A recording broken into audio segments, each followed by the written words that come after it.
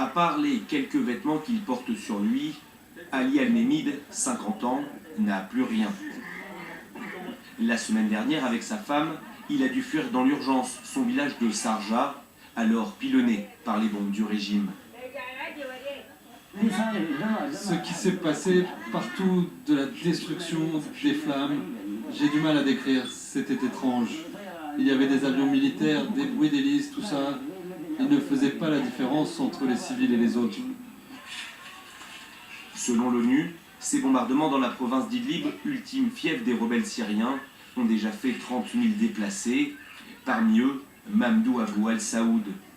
Avec son épouse et ses 3 enfants, lui aussi a trouvé refuge dans ce camp situé non loin de la frontière turque. Mais Mamdou le sait, avec déjà 3,5 millions de réfugiés sur son sol, la Turquie ne veut pas de lui et de sa famille. Il lui sera donc impossible d'aller plus loin. Qu'est-ce qu'on peut faire? À chaque fois qu'on fuit vers le nord, les bombes nous suivent. Maintenant, je m'en remets à Dieu. On va rester ici. Plus au nord, il n'y a rien pour nous. On est bloqué ici. Qu'est-ce qu'on peut faire?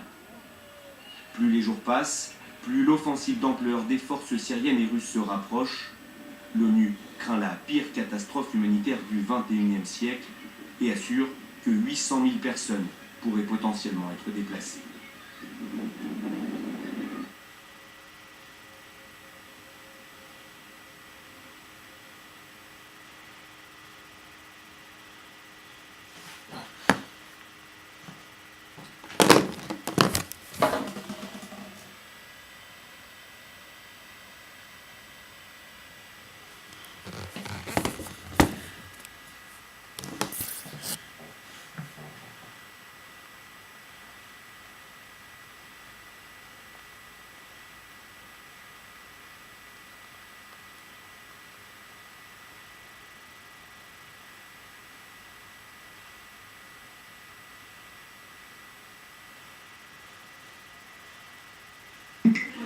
En Syrie, au moins 58 civils, dont 11 enfants, seraient morts mardi matin après une nouvelle attaque chimique.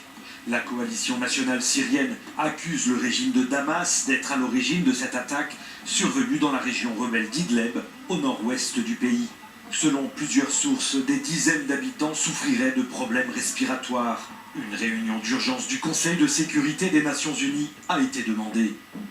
Depuis le déclenchement de l'insurrection syrienne, le régime de Bachar al-Assad dément systématiquement l'usage d'armes chimiques, mais 2 rapports officiels ont déjà conclu à la responsabilité de l'État syrien dans des attaques similaires.